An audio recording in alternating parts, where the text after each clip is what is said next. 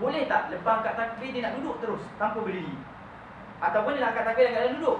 Majoriti ustaz, termasuk Ustaz Don dalam TV secara jelas, dia tanya makcik tu, makcik datang masjid jalan ke apa? Jalan. Oh makcik, selagi boleh jalan, makcik wajib solat diri. Siapa kata? Kita tak pernah dengar tentang arthritis. Kita tak pernah dengar ke rheumatik punya kes. Saraf berjalan, bergerak, kurang sakit. Statik, lebih sakit. Pergi duduk kat industri, dalam kilang kita akan nampak orang yang arthritis ataupun masalah rheumatik dekat lutut, yang masalah otot, mana dia punya ensel dia tak betul. Kan? Mereka ini kalau duduk statik lagi sakit. Sebab tu dalam akta buruh yang melibatkan industri kecil dan besar, seorang pekerja tidak dibenarkan berdiri secara berterusan melebihi 3.5 jam ke 4 jam. Dia mesti dibenarkan untuk bergerak. Sebab tu kalau kita tengok Kaizen Jepun, seorang operator pengeluaran, dia takkan duduk di satu tempat. Lepas sejam dia akan bergerak ke stesen lain. Orang lain bergerak stesen. Dan kualiti dia lebih baik. Sebab berapa ramai pekerja kita memahami sistem-sistem yang berbeza. Kat sini aku masukkan chip ni, kat sini aku masukkan chip ni. Just in case tak cukup staff, kita dah boleh rotate ataupun orang lain yang mungkin bercuti boleh cover orang yang tak ada. Berbanding dengan kita di Malaysia, kalau kita ni jaga, katalah apa-apa lah kita jaga 4 tu, itu je lah. Tak ada kita orang. Tak jalan. Ini perasan. Kita melahirkan manusia-manusia yang perasan. Okey. So kena ingat, ini Allah jadi in Rasulullah ayat syukur wajib bil aqdamakum. Okey. So dalam fiqh dia ada dua hukum, azimah dan ruksah. Azimah hukum asal, ruksah keringanan. Kalau sebut tentang ruksah, apa yang ada dalam kepala kita? Jamak pasar, musafir menjam. Dan itulah realiti yang kita faham ruksah. Orang perempuan, apa ruksah yang Allah bagi? Yes, ma'am. Memang nak cerita teruk lah teruk. Kita dah nampak ni yang fa'inna ma'al usri yusra ni. Kita dah nampak head tu sakit betul. Head tu kan tension dan sebagainya. Allah suruh ganti solat kan? Berapa lama rehat? Kan tak adalah pula siapa yang 3 hari tu bersyukur. Alamak, dia rasa rugi. Alamak, engkau seronok lah, engkau 14 hari, aku 3 hari je. Tak ada. Kan? Allah bagi rehat. Puasa. Kan? Ketika puasa, diharamkan orang perempuan yang datang haid berpuasa dalam bulan Ramadan, betul? Kena ganti. Kita, orang perempuan dah kata, alah ustaz, tapi kami kena ganti. Betul, kena ganti. Orang yang sihat, yang tak ada penguzuran apa, dia kena berpuasa 29 atau 30 hari secara direct, secara berterusan. Ganti kena lepas 2 Syawal start bila habis? Kalau boleh tu sampai 30 Syaban. Tapi nasib baik para ulama membahaskan hadis Sayyidatina Aisyah tu yang mengatakan bahawasanya Rasulullah SAW membenarkan kami menggantikan puasa sehingga bulan Syaban. Sehingga tu sebelum ke ataupun termasuk bulan Syaban. Yang terbaik mereka kata kalau boleh Rejab tu dah selesai. Syaban itu cuba perbanyakkan puasa-puasa sunat. Clear Cuba perbanyakkan. Jangan pula saya pada Ustaz Ismail kata kalau siapa puasa sehari ni pahala dia, ni pahala. Dalam puasa Rejab ada kan? Untuk saya sebar benda yang tak ada sandaran. Senang je, hadis Nabi jarang membicarakan tentang angka, melainkan fadilat solat. Siapa yang solat jemaah 25 atau 27 dia ganda pahala. Yang siapa puasa hari 1 Rejab dapat pahala sekian, 2 Rejab seronok tak? Apa tunggu bulan Rejab je lah. Lepas tu masuk bulan Ramadan, kumpul tarawih je lah. Subuh hangus. Siapa yang tarawih malam pertama sekian, betul? Malam ketiga paling seronok. Pahala sebesar 2 kali ganda Bukit Uhud. Allah. Dulu anda siap lawal. Awaklah pahala yang ketiga ni tak di, kalau betul tapi tak ada hadis pun. Awaklah ulama-ulama tak letakkan pahala ni di malam yang ke-30 terbaik. Senang. Dah habis buat dosa untuk 30 Ramadan clear. Pahala 2 kali ganda Bukit Uhud nak buat apa lagi? Tapi tidak, sebab benda-benda ni jangan share. Walaupun di sana ada kata, oh ini puak-puak Wahabi yang tak, bukan masalah Wahabi ke Salafi. Masalah yang mempertahankan mereka-mereka yang ada unsur Syiah. Sebab mereka akan mempertahankan, sebab yang merawikan hadis itu golongan Syiah. Sebab dia akan kata perawi hadis dia betul. Dan kita dapat buktikan tidak wujud perawi-perawi yang namun sedemikian. Okey, tak apa, tu ringkas. Ruksah, tu nak cerita ruksah tadi lah. So faham? Ruksah tak? Ruksah. Yang lelaki bila pada ruksah? Tu je lah. Musafir je lah. Yang nampak je lah. Ataupun kalau nak banyak sikit, doakanlah, ya Allah, aku dah terlalu lama sihat, bagi sakit sikit. Waktu sakit ada ruksah kita boleh jamak dan sebagainya lah. Okey. Okey, setakat ni clear lah. Tak ada siapa yang nampak bayang-bayang lah kan? Belum yang awal lagi. Okey. Ruksah, para ulama kata ruksah ini tanda kasih dan rahmatnya Allah kepada manusia. Yang macam tadi lah, kita kata Nabi Allah nak tutup persoalan kita. Kalau Allah kata setiap kali solat semua kita wajib berwuduk, akhirnya kita kalau tak boleh berwuduk macam mana? Allah buka kan, falam tajidu ma'am fatayammamu. Ayat tu sangat lah. Allah kata kalau tak boleh ada solution dia, tayamum. Dan jarang sangat orang tak boleh bertayamum. Okey, yuridullahu bikumul yusra wala yuridu bikumul usra. Allah tak nak menyusahkan kita. Allah nak memastikan kita dalam keadaan senang sentiasa. Ruksah dalam menunaikan solat. Poin yang kedua, ruksah dalam menunaikan solat. Kita ada jamak, kita ada qasar, kita ada jamak, qasar, kita ada tayamum, solat ketika sakit, kita ada kiblat. Banyak orang yang tidak menghadap kiblat. Okey, di Malaysia bila kita sebut tentang jamak, kepala kita otomatik nampak jamak qasar. Maksudnya sebut jamak nampak musafir. Padahal jamak adalah jamak, qasar adalah qasar, jamak qasar adalah jamak qasar. So jamak qasar tak ada bincang, apa? Semua yes keluar bilik ustazah. Lepas tu bila nak buat mula, aku ni jamak qasar lah. Juga. Okey. Bila kawan tanya dia, sekolah agama kan? Apa dia jawab? Kau niat dia. Apa-apa pun. Jamak adalah menghimpunkan dua solat dalam satu waktu. Sama ada asar dibawa masuk ke dalam zuhur ataupun zuhur dilewatkan ke dalam asar. Maghrib kita solat di awal waktu bersama dengan isyak ataupun dilewatkan bersama dengan isyak. Tapi biasa kalau jamak tamam ni kebiasaannya takdim sahaja. Walaupun dalam fiqh kita boleh takhir, tapi kebiasaan kebanyakannya takdim. Sebabnya, contoh kes kita ada jawab hospital je, surgeon. So siapa yang nak kerap jamak jadilah surgeon. Tak kisahlah fit surgeon ke apa ke, asal surgeon je. Asalnya kau kena masuk OT. Yes. Tahu OT? Bukan overtime. Okey. Operation theater. Dan kes tu pastikan betul turun. Setiap hari tu jamak selalu. Surgeon, kadang-kadang proses yang dia terlibat terlalu panjang, luar jangkaan. Estimate time 2 jam. Dia kata kalau mula pukul 1 sepatutnya habis pukul 3.30 disempatlah zuhur. Tiba-tiba berlaku kecemasan, drag operation tadi, prosedur tadi lajak sampai ke 6.30 petang. Mana zuhur dia? Dia kena clear ketika prosedur tadi, dia akan takhirkan zuhur bersama dengan asar. Ataupun doktor dah memang tahu estimate time operation tu adalah 4 jam. Operation bermula 1.30 selepas zuhur.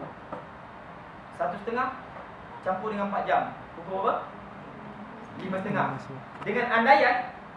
Dengan andaian yang cukup clear, kebarangkalian yang tentu boleh jadi melewatkan proses tadi, maka dia boleh jamak takdim asar dengan zuhur. Di sana ada ustaz-ustaz di Malaysia standard kitab ni, jenis kitab ni dia akan kata, kenapa tidak kita solat macam solat khauf? Tahu solat khauf? Solat khauf solat dalam keadaan ketakutan ketika peperangan. Bukan takut, maksudnya kita dalam keadaan berhati-hati. Solat khauf kita jaga nyawa kita. Ni nak cerita solat yang akan berlari ni. Bukan solat khauf yang kita belajar fiqh dalam keadaan peperangan, dalam medan perang, tapi di zon selamat. Malaysia sentiasa kan, pergilah Sarajevo ke mana ke, Malaysia sentiasa berada di batas yang selamat walaupun medan peperangan. So bila batas yang selamat ni, kita hanya akan sembahyang dalam keadaan khauf. Katalah 3 saf, saf pertama rukuk, saf kedua i'tidal, di masa qiyam. Saf pertama sujud, saf kedua rukuk, saf ketiga standby. Dan ada penggiliran-penggiliran. Itu solat khauf yang teratur, kebiasaan yang berlari yang tengah menembak manusia solat. Ustaz macam mana nak berlatih? Masuk je tentera, insya-Allah dia akan diajar. So sembang orang luar ni tak faham apa. Dalam tentera dia akan diajar detail, dia akan faham. Dia tak faham dia kata jom kita pergi berlatih tengah berperang. Fahamlah nanti. Okey. Mari kita jamak menghimpunkan dua soalan. So atas andaian tadi, andaian tu mesti perfect lah, tak adalah banyak lebih kurang. Biasanya betul lah 24 lah. Kalau 24 1.5 5.5. Tak apalah jamak tu kan, ikut buat kulitis ke pensan ke lepau orang cih. Tak tu andaian yang tak pernah sabar. Tapi dengan andaian dia tahu habis 5.5, pukul 6 dia kena masuk kes lain. Dengan andaian setengah jam berikutnya dia bimbang apa-apa berlaku, dia tak boleh nak urus time. Dia boleh tak jamak tak? Orang kata solat kau je tak? Solat kau tengah-tengah operate jantung orang, relax tu kaku. Habis doktor kan, alhamdulillah dah selesai solat. Pakcik ni buat alhamdulillah, innalillahi wa inna ilaihi raji'un. Sebab tu kita kata orang yang tak faham prosedur, dia akan bagi hukum ikut dia, ikut yang pernah dia dengar, tapi tidak berpijak di bumi yang nyata. Kan? Elok tulang kawan tu boleh dibetulkan. Dah terpaksa masuk besi. Tulang tadi dah ke mana-mana, lupa. So kena tahu, okey. Clear kan Pak Jamak? Termasuk juga, bukan surgeon tadi seorang je, tim. Bukan semua surgeon. Kes tu je lah. Sekalipun, mungkinlah kita ni physician, doktor perubatan biasa, kata yang hantar pakar perubatan, patient tu pun hantar. Tapi kerana perlu operate, dia hantar ke surgeon, surgeon yang hantar. Hantar pun dia nak start, Syekh, anak start surgeon ni, bolehlah kita jamak sama-sama. Apa kena-mengena dia? Dia physician yang check waktu tak kena mengena waktu solat pun. Tak sampai 10 minit pun kadang-kadang kita jumpa patient. Yang hanya boleh kes itu surgeon tu.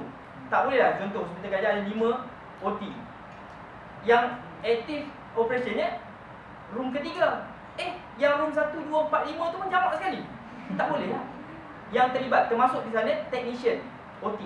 Tapi technician OT ni kebiasaannya dia sempat solat antara biasa lah. Ada orang kata, NS boleh Ustaz, lepas-lepas pagi dia boleh rehat kan? Siapa kata?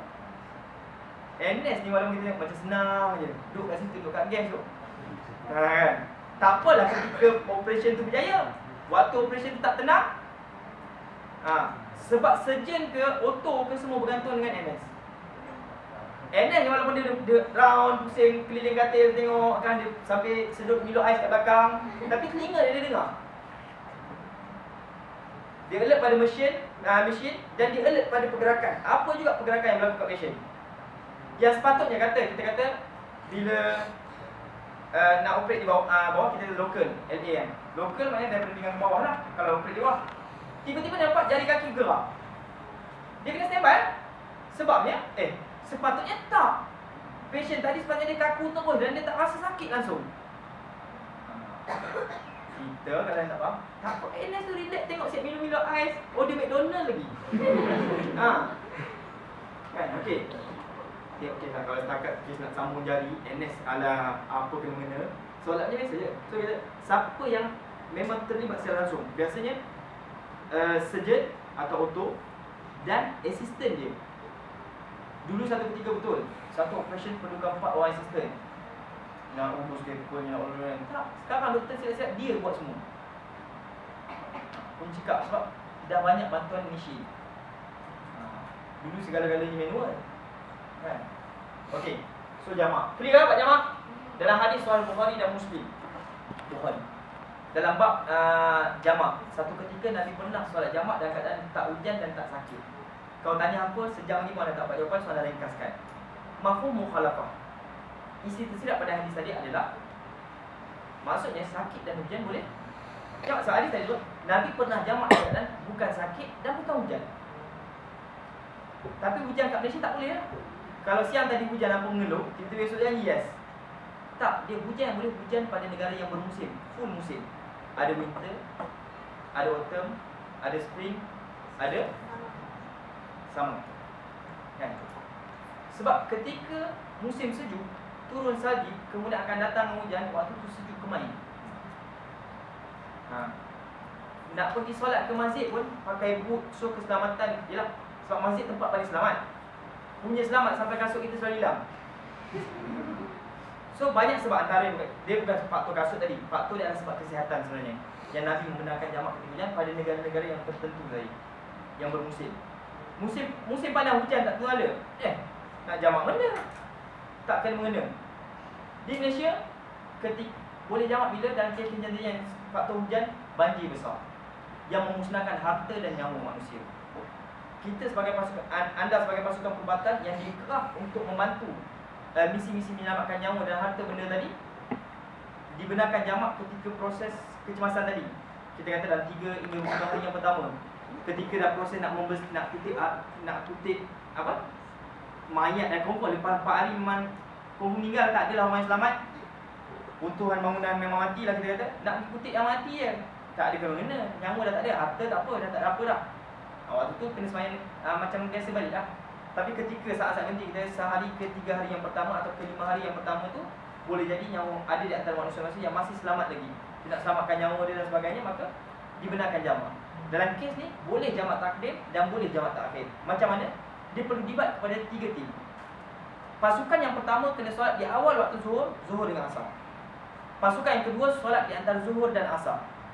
Pasukan yang ketiga solat di hujung waktu zuhur dan asar, dan kemudian sambung maghrib dengan isyak. Kalau nak sambung, kalau tak, dia break lah. Dia rehat kejap. Yang tim pertama solat tadi, kena solat dulu lah. Tapi maghrib seeloknya macam tu lah. Dia orang kena solat terus, masuk tim yang kedua, solat. Ni tak ada tunggu lah. Tapi nanti tim yang ketiga akan solat di hujung waktu isyak tu. Maknanya tak adalah hujung sangat. Dan 11.30, 10.30 malam dia buat macam tu lah. Tak ada sampai 5.30 pagi. Tak usah nak jamak subuh dengan duha pula. Tak boleh. Tapi kita boleh, sepanjang banjir besar berlaku di Malaysia, ketika Dr. Hasim jadi mufti, boleh je dia highlight benda ni. Anda sebenarnya tanya lama dah. Benda ni bukan perlu fatwa. Majlis fatwa tak perlu bersidang pun. Just remindkan balik tentang hukum. Okey, ketika ni, sebab tu orang Kelantan tu, zaman Kelantan dengan dia tak pelik. Banjir, tengok jamak selama dia je. Tapi kalau dia tak tahu, rumah tak boleh lah jamak. Rumah sekarang, alah, kaki rumah je tenggelam, apa masalah? Yang kita nak bincang, kalau banjir sehingga menyebabkan nyawa apa kita panggil, harus, yelah, manusia dah ikut arus air, arus sungai dan sebagainya, yang tu boleh. Tapi kalau untuk selamat dalam rumah, apa, sebenarnya macam biasa. Tak adalah, Ustaz, tak tahu. Tapi kalau memang waktu tu, macam yang baru, yang di Kuantan, air naik dalam tempoh 5 minit 1 cm. 5 minit 1 cm, waktu tu tak boleh. Tengah-tengah sembahyangkan sujud, hilang pun. So waktu tu kita kalau tak sempat kita rekat, tak apa, tunggu dulu. Kalau tak sempat, aku akan takhirkan. Macam tu lah. Okey. Dan kebanyakannya dalam kes jamak yang hujan tadi, hanya boleh bersama dengan imam yang pertama sahaja. Contoh di masjid, kita masjid ni, awal zuhur tu imam umum, okey, kita akan jamak asar bersama dengan zuhur ni. Habis dia rukuk, dia bangun, dia rakaat keempat, orang lain tak sempat satu rakaat betul. Siapa yang tak sempat terus tak boleh jamak dah, lepas pada tu. Kejar dia macam ni. Tapi siapa yang sempat walau satu rakaat bersama dengan dia, dia boleh jamak lagi. Maksudnya habis bagi salam, dia kena kejar oleh imam tadi, untuk pastikan dia sempat asar bersama dengan imam tu. Okey, tak betul pun dia tak banyak fikir lagi. Sampai masa kita bincang qasar. Qasar syarat dia apa? Qasar syarat dia apa? Musafir. Berapa jarak dia? 2 mahalah. Satu mahalah berapa? 45. 45. Sebutlah kiraan kita. 90 km. Berapa kilometer? 90. 90 ke 91? 90 ke 91? Dapat 9 Ustaz. Yang tadi 90 tu nak ambil selamat tu. 90 lah, 92 lah senang. Di Indonesia bahasa Syafi'i lah. Okey, dia belajar, dia kata jarak yang dibenarkan, jarak 2 mahalah tu sama dengan 89 ataupun 90 km. Kita tanya dia pegang yang mana? 90. Dia ambil yang berhati-hati. Di Malaysia, kita pegang 90, 91. Ambil mana? 90 Ustaz. Islam tak susah Ustaz. Dan ada macam ni kan, ini usul Malaysia, tidak ada ilah walabah. Ini penyakit orang Malaysia. Kalau boleh dia nak tanya, 85 tak ada Ustaz. Nak tawar-nawar kat situ. So jarak dia 2 mahalah, itulah kita kata 90 km. 90 km tu memang jarak disepakati sehala. Tak acik kita main roundabout PJ dengan Shah Alam. Daripada pukul 8 pagi sampai pukul 2 petang ni kat mana? Main roundabout je, dikira berapa banyak roundabout ada di PJ, berapa banyak roundabout ada Shah Alam. Total yes 93.5 km. Dah boleh jamak ni? Tak. Dia mesti jarak dia, jarak yang kita dah tentukan sehala. Main pergi 90 km. Okey. Clear qasar. Dan syarat qasar tadi mestilah tujuannya baik. Bahasa mudah yang kita sanggup